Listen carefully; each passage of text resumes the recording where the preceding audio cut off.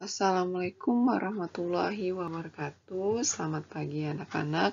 Salam sejahtera untuk kita semua. Semoga kita semua dalam keadaan sehat walafiat. Amin ya robbal alamin. Selamat berjumpa kembali dalam pembelajaran daring dalam mata pelajaran IPA SMP. Kemarin kita sudah membahas materi tentang pengukuran. Selanjutnya kita akan membahas materi tentang besaran pokok. Simak videonya sampai selesai dan catat hal penting yang ada di dalamnya. Selamat menyaksikan videonya. Adapun indikator pencapaian kompetensi pada pertemuan kali ini yang pertama, menjelaskan konsep besaran pokok, menentukan besaran pokok beserta satuannya, dan melakukan pengukuran besaran pokok, panjang, masa, waktu, menggunakan alat ukur yang sering dijumpai dalam kehidupan sehari-hari. Setiap besaran memiliki satuan yang berbeda sesuai dengan yang telah ditetapkan. Besaran dalam IPA dikelompokkan menjadi besaran pokok dan besaran turunan. Besaran pokok. Besaran pokok adalah besaran yang satuannya telah ditetapkan terlebih dahulu dan tidak bergantung pada besaran lainnya. Terdapat 7 besaran pokok yang telah ditetapkan, yaitu panjang, massa, waktu, arus listrik, suhu, intensitas cahaya, dan jumlah zat. Masing-masing besaran pokok tersebut memiliki satuan yang berbeda pula. Panjang satuannya adalah meter, lambang satuannya adalah M, alat ukurnya adalah mistar, jangka sorong, mikrometeskop, dan lain-lain. Massa satuannya adalah kilogram, lambang satuannya adalah kg, alat ukurannya adalah neraca.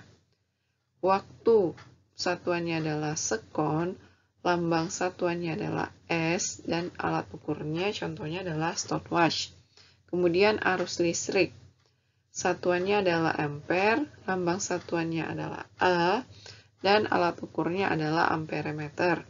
Kemudian suhu satuannya adalah Kelvin, lambang satuannya adalah K, contoh alat ukurnya adalah termometer.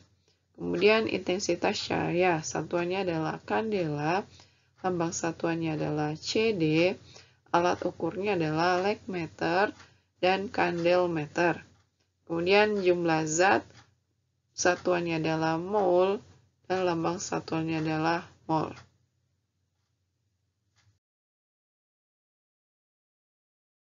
Besaran pokok yang akan kita bahas pada pertemuan kali ini. Yang pertama adalah panjang, massa, dan waktu. Panjang. Panjang adalah besaran yang menyatakan jarak antara dua titik. Satuan SI-nya adalah meter, lambang satuannya adalah M. Contoh pengukuran besaran panjang dalam kehidupan sehari-hari sebagai berikut. Yang pertama, mengukur tinggi badan dan lingkar kepala anak. Kemudian pengukuran panjang pada tumbuhan dan mengukur jarak. Alat ukur panjang. Pertama, penggaris. Penggaris digunakan untuk mengukur benda-benda yang tidak terlalu panjang. Misalnya panjang meja, buku, pensil, kain. Pada umumnya terdapat dua skala pengukuran pada mistar, yaitu sentimeter dan inci.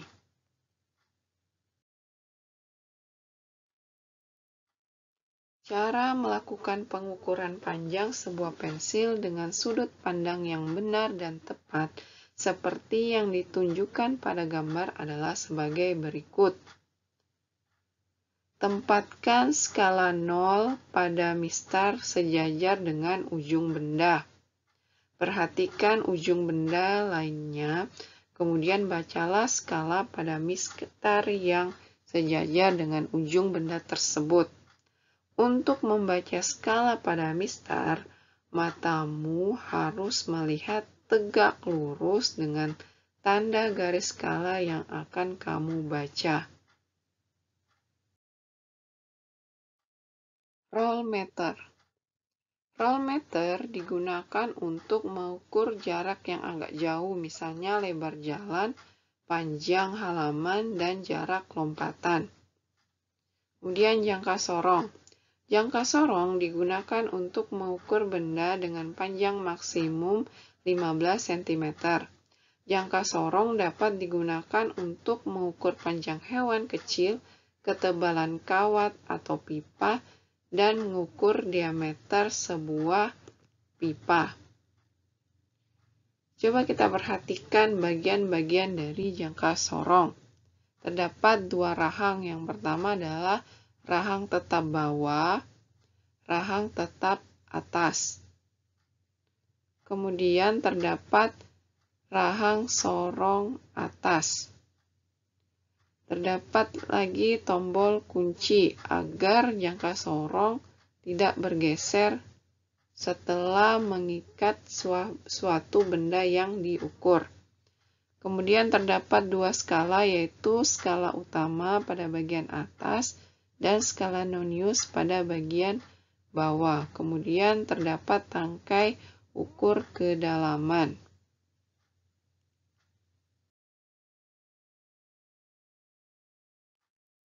Berikut langkah-langkah menggunakan jangka sorong. Pertama, periksa kedudukan skala 0 dengan cara menutup rahang tetap dan rahang geser, lalu lihatlah skala 0 pada skala utama dan skala nonius. Jika garis pada angka 0, skala nonius dan skala utama membentuk garis lurus, berarti jangka sorong tepat digunakan untuk pengukuran. Kemudian letakkan posisi benda pada tempat ukur yang sesuai. Selanjutnya, untuk mencegah skala berubah-ubah pada saat pembacaan, kuncilah skala jangka sorong dengan memutar tombol bagian atas jangka sorong. Selanjutnya, bacalah skala utama yang berdekatan dengan 0 skala nonius. Bisa kita perhatikan di gambar, skala utama dengan skala 0 skala nonius adalah antara 2,4 cm. Kita perhatikan skala utamanya yaitu pada angka atau skala 2,4 cm dan 2,5 cm. Kemudian, garis nonius yang berimpit tegak lurus dengan garis skala utama adalah garis ke-7. Ya, jadi kita perhatikan di mana skala utama dan skala nonius membentuk garis lurus. Pada gambar ada pada garis ke-7. Jadi 7 dikali 0,01 hasilnya 0,07. Jadi bisa kita hitung skala utama yaitu 2, cm. Skala noniusnya adalah 0,07 cm. Hasilnya adalah 2,47 cm. Perhatikan contoh soal berikut ini. Joni mengukur panjang benda menggunakan jangka sorong. Diperoleh data sebagai berikut. Hitunglah hasil pengukuran yang diukur Joni tersebut. Pengukuran menggunakan jangka sorong diketahui dengan menjumlahkan hasil pengukuran yang ditunjukkan oleh skala utama dan skala noniusnya. Hasilnya sebagai berikut. Skala utamanya adalah 1,1 cm. Mengapa didapat 1,1 cm? Kita lihat skala utama yang berdekatan dengan 0 skala nonius adalah antara 1,1 cm dengan 1,2 cm. Dan kita ambil 1,1 cm-nya. Kemudian skala noniusnya adalah, ya kita perhatikan di mana skala utama dengan skala noniusnya membentuk garis lurus.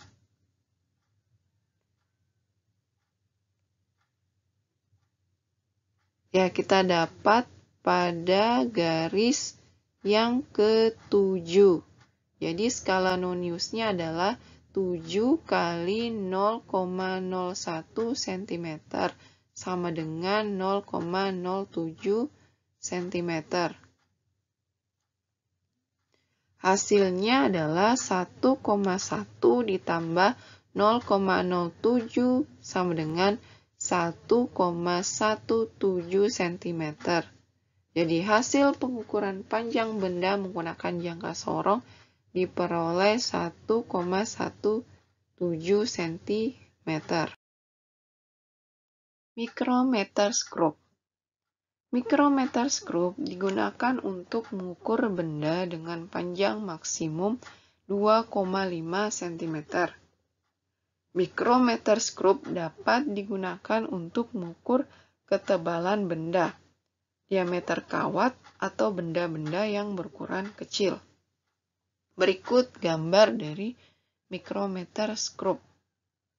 Jadi sama dengan jangka sorong, pada micrometer scrope terdapat dua skala. Yang pertama adalah skala nonius. Skala nonius terdapat pada selubung luar micrometer scrope, sedangkan skala utamanya terdapat pada selubung dalam. Berikut langkah menggunakan micrometer scrope. Yang pertama, periksa kedudukan skala 0 dengan cara menutup rapat rahang ukur tetap dan rahang ukur gerak, serta lihatlah posisi 0 pada skala tetap dan skala putar. Letakkan rangka micrometer scrope pada telapak tangan kanan dan jepit dengan jari kelingking, jari manis, dan jari tengah. Bukalah rahang ukur gerak dengan memutar silinder putar, lalu letakkan benda pada rahang ukur tetap dengan dipegangi tangan kiri. Putarlah silinder putar dengan menggunakan telunjuk dan ibu jari tangan kanan. Bacalah skala utama yang berdekatan dengan tepi selubung luar, yaitu bisa kita lihat adalah 3,5 mm. Kita perhatikan skala utamanya yang berdekatan dengan tepi selubung luar adalah 3,5 mm. Kemudian garis selubung luar yang berimpit tepat dengan garis mendatar skala utama adalah garis ke-12. Jadi kita perhatikan garis selubung luar yang berimpitan tepat dengan garis mendatar skala utama adalah garis ke-12. 12. Jadi 12 dikali 0,01 sama dengan 0,12. Bacaan mikrometer skrup adalah skala utama 3,5 mm, skala nonius 0,12 mm. Hasilnya dijumlahkan skala utama dan skala noniusnya, hasilnya 3,65 mm. Atau jika dikonversi ke cm, hasilnya 0,365 cm. Contoh soal. Haris mengukur diameter bola kecil menggunakan mikrometer skrup. Diperoleh data sebagai berikut. Berdasarkan gambar tersebut, berapakah diameter bola kecil yang diukur Haris? Pengukuran menggunakan mikrometer skrup diketahui dengan menjumlahkan hasil pengukuran yang ditunjukkan oleh skala nonius dan skala utamanya. Hasilnya sebagai berikut. Skala utama hasilnya 5,5 mm. Mengapa didapat 5,5 mm? Jadi kita perhatikan skala utama yang berdekatan dengan tepi selubung luar adalah 5,5 mm. Kemudian skala noniusnya adalah 42. Mengapa 42? Perhatikan garis selubung luar yang berimpitan tepat dengan garis mendatar skala utama ada pada garis ke-42. 40, 41, 42. Ya, pada garis ke-42. Jadi skala noniusnya 42 kali 0,01 mm, hasilnya 0,4 mm. Hasilnya 5,5 mm ditambah 0,42 mm sama dengan 5,92 mm. Jadi diameter bola kecil yang diukur Haris menggunakan mikrometer skrup adalah 5,92 mm. Besaran pokok yang kedua adalah massa. Massa adalah jumlah materi yang terkandung dalam suatu benda. Satuan sistem internasionalnya adalah kilogram. Lambang satuannya adalah kg.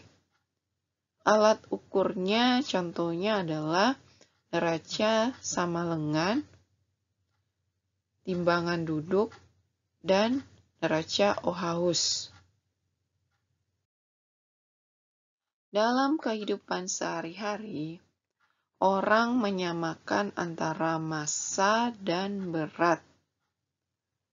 Padahal massa dan berat adalah dua besaran yang berbeda.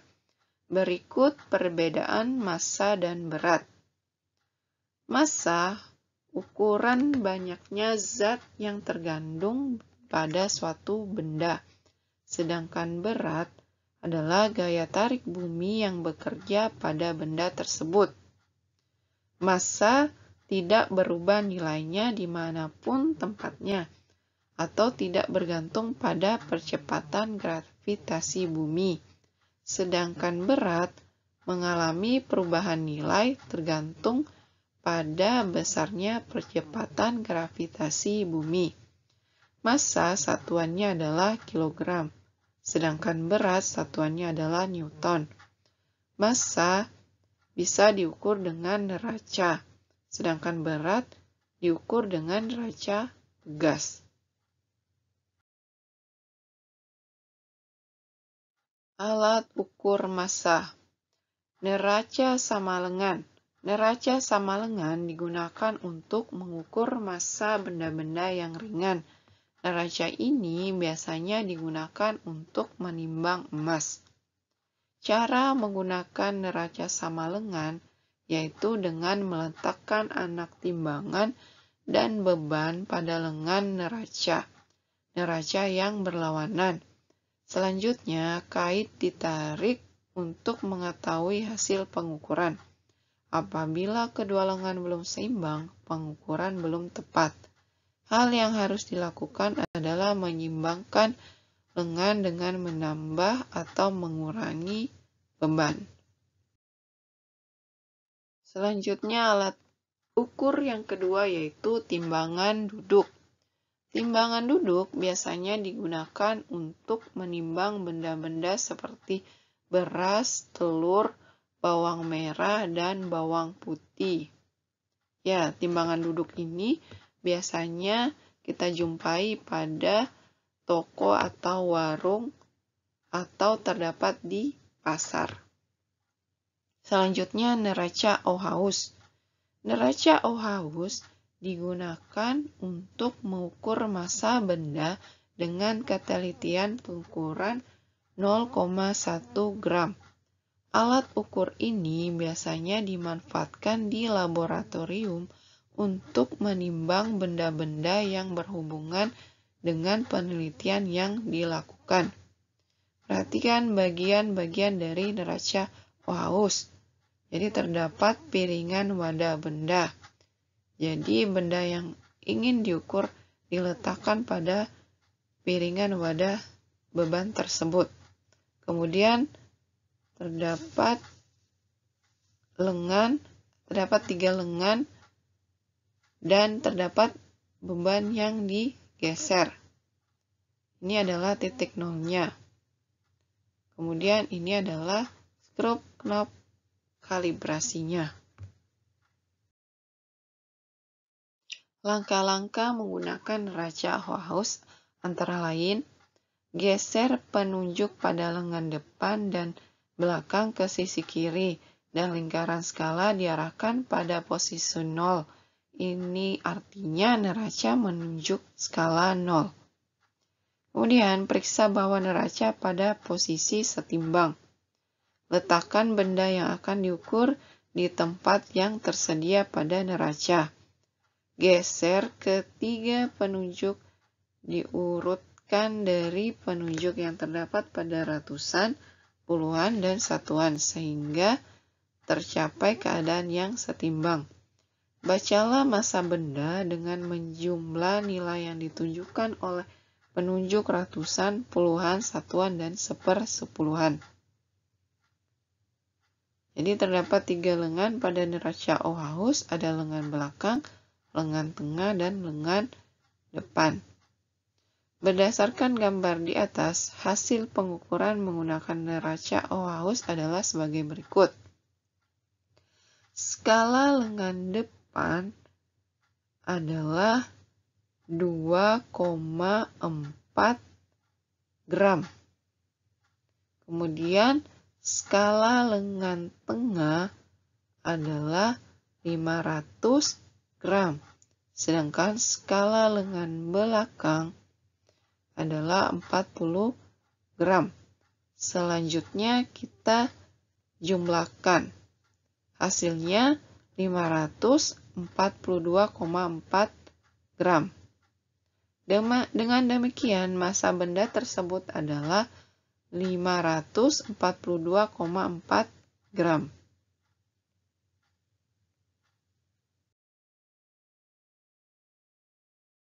Berikut ini. Mila mengukur 4 buah benda identik menggunakan neraca Ohaus. Dihasilkan seperti gambar berikut. Tentukan massa setiap benda. Penyelesaian. Massa 4 buah benda dapat ditentukan dengan menjumlahkan semua anak timbangan yang ditunjukkan pada setiap lengan. Massa 4 buah benda tersebut sebagai berikut. Jadi kita perhatikan lengan belakangnya adalah 300 gram. Kemudian lengan tengahnya 30 gram. Sedangkan lengan depannya 6 gram. Kita jumlahkan hasilnya 336 gram. Massa setiap benda dengan rumus mx sama dengan m/4. Jadi massanya tadi 336 gram dibagi dengan 4, hasilnya 84 gram. Jadi massa setiap benda sebesar 84 gram. Besaran yang ketiga adalah waktu. Waktu adalah selang antara dua kejadian atau dua peristiwa. Satuan sistem internasionalnya adalah sekon atau detik. Lambang satuannya adalah S. Contoh, waktu yang diperlukan Bondan berangkat sekolah adalah 30 menit. Jika dikonversi 30 menit ini dikali 60 hasilnya 180 sekon. Alat ukur waktu. Yang pertama adalah jam pendulum. Jam pendulum digunakan untuk mengukur waktu dalam kehidupan sehari-hari. Jadi selain jam pendulum, bisa juga jam dinding atau jam tangan. Kemudian stopwatch. Stopwatch digunakan untuk mengukur waktu dengan ketelitian hingga 1/100 sekon. Itu pada stopwatch analog. Bahkan ketelitian 1/1000 sekon pada stopwatch digital.